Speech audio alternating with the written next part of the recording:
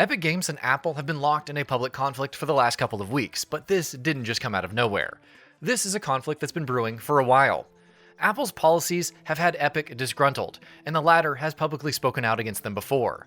Until very recently, though, the developer was going along with these policies regardless, which is not surprising given how much revenue Fortnite on iOS brings for them.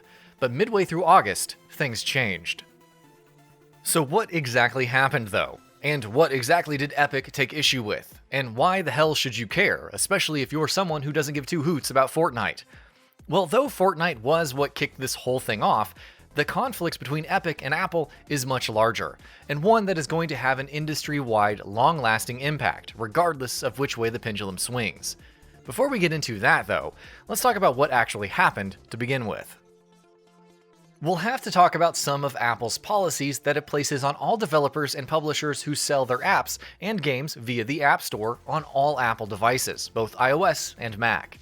The first is that every time your app is sold, Apple gets a 30% cut of that revenue from that sale. Although the 30% is applied only to the first year for all subscription services, with the revenue tax dropping down to 15% starting with their second year on the App Store. The 30% revenue cut isn't out of the ordinary. It is an industry standard that almost all major digital storefront holders enforce, including the likes of Google's Play Store, Steam, Xbox Live, PlayStation Network, and Nintendo. All except, notably enough, the Epic Games Store, which only demands a 12% cut from all sales. In fact, this significantly lower revenue cut has been one of the biggest weapons in the Epic Games Store's arsenal, as it has tried to take on Steam over the last couple of years, combined with a slew of exclusive and timed exclusive releases, and a steady and attractive stream of major games being given away for free. In the App Store's case, though, it's interesting to note that the 30% revenue cut isn't exactly a hard and fast rule. For instance, in 2017, Apple agreed to take a 15% cut from Amazon subscriptions instead of the 30% that they take from everyone else, so that the latter would finally bring Prime Video to the App Store. Back to the App Store, though, there is one more restriction it places on developers using the platform.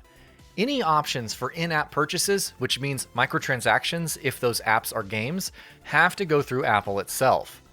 App developers and publishers cannot include direct payment options, which, as per the App Store guidelines, is done to ensure absolute safety in apps, and especially payment options on the store.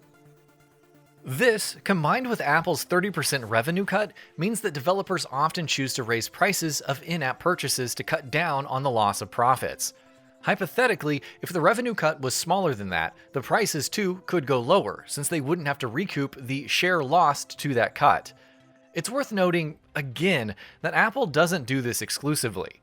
Not allowing third-party developers to offer direct payment options is an industry standard safety practice followed by pretty much all major digital storefronts. So now that we've got all of that out of the way, how exactly did the whole Epic versus Apple conflict kick off?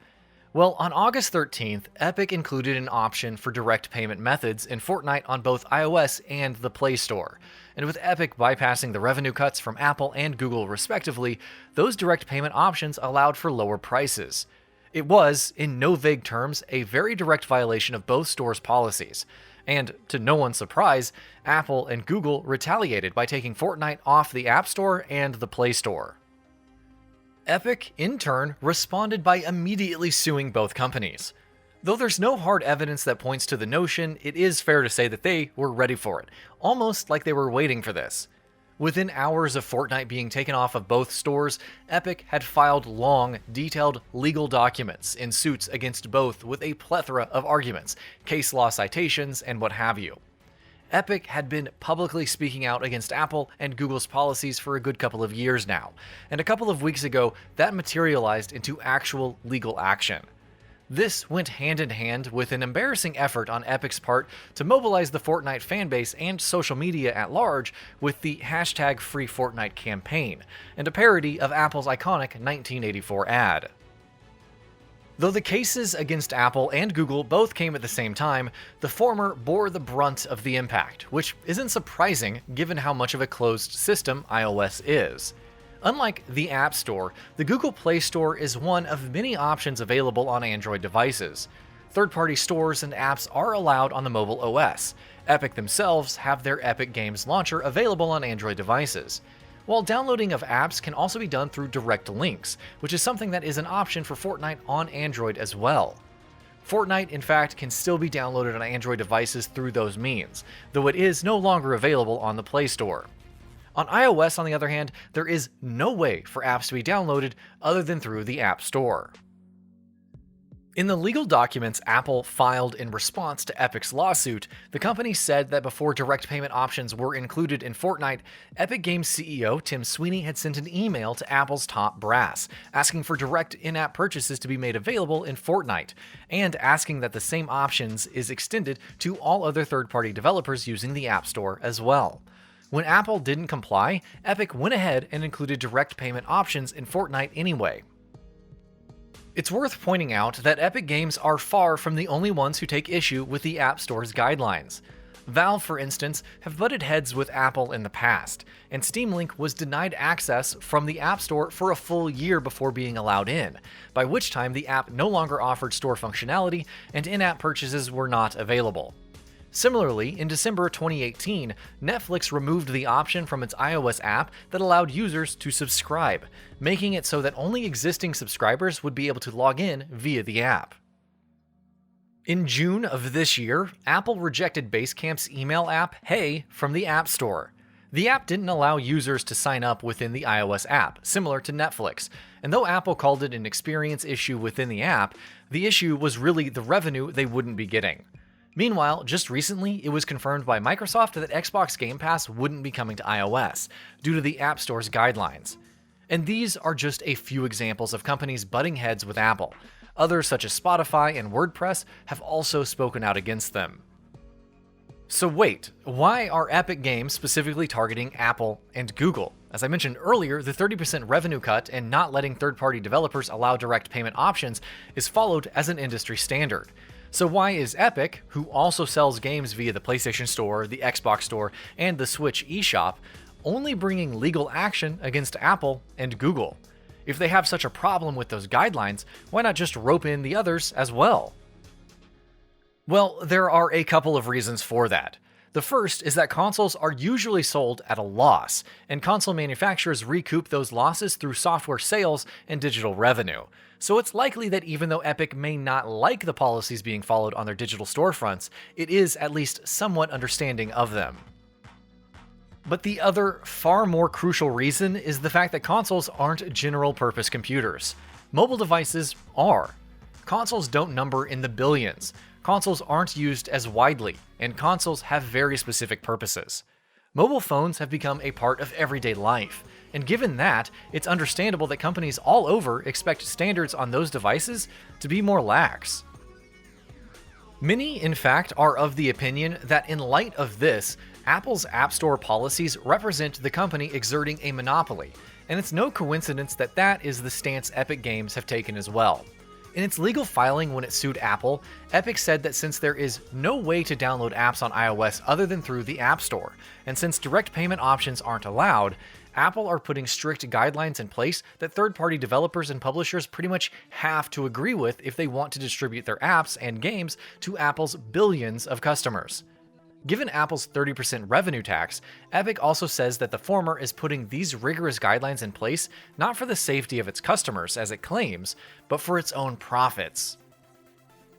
It is worth noting that these antitrust allegations against Apple are, in fact, currently being investigated in the European Union and the United States in response to earlier complaints from companies like Spotify. So depending on how the courts end up ruling in those cases, Epic may very well have a valid, larger point here, regardless of how you feel about their specific actions against Apple with their Fortnite campaign. There have been some other interesting developments in the last couple of weeks as well. Promptly after Epic sued Apple, the latter informed the former that it would no longer have access to Apple's development tools for iOS and Mac.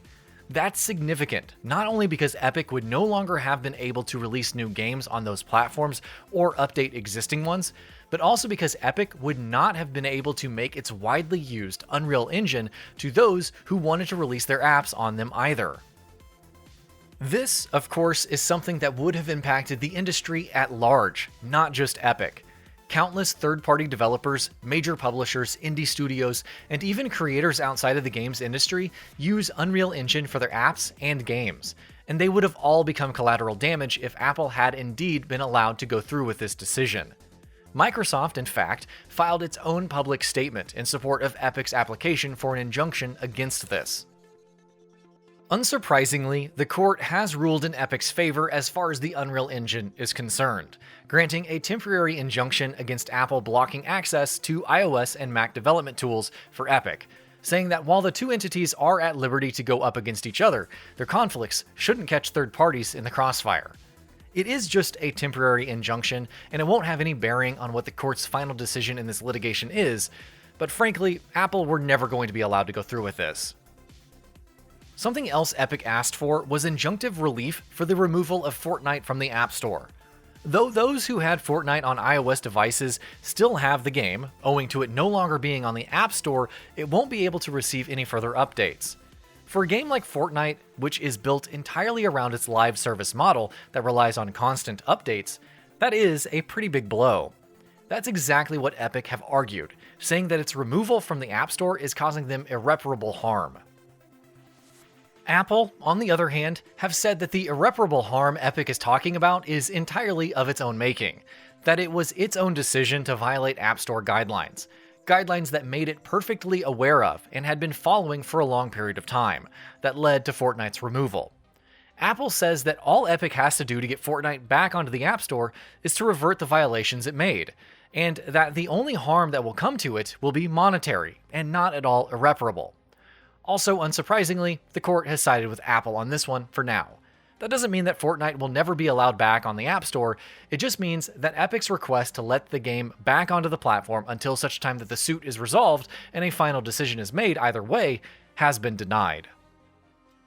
And now we come full circle, because clearly this conflict between Apple and Epic is much bigger than just Fortnite. Fortnite may have been the catalyst, but it's worth keeping in mind that whatever decision is made will have a major impact on the industry at large. If Epic wins this fight, it will mean that Apple will be forced to make iOS a much more open platform, and its strict practices that have been abhorred by so many developers and publishers will come to an end, to some degree at any rate. In fact, depending on the exact specifics of the court's rulings, this case may very well set a precedent that applies to all devices and platforms. There's definitely a case to be made that given how ingrained in everyday life iOS has become thanks to its massive user base, that Apple is indeed exerting a monopoly. Whether or not the court sees it that way remains to be seen. And that about does it for this video. If you enjoyed what you watched and want to see more from GamingBolt, you can always hit that subscribe button and turn on the bell icon next to it. That way you will never miss any of our videos.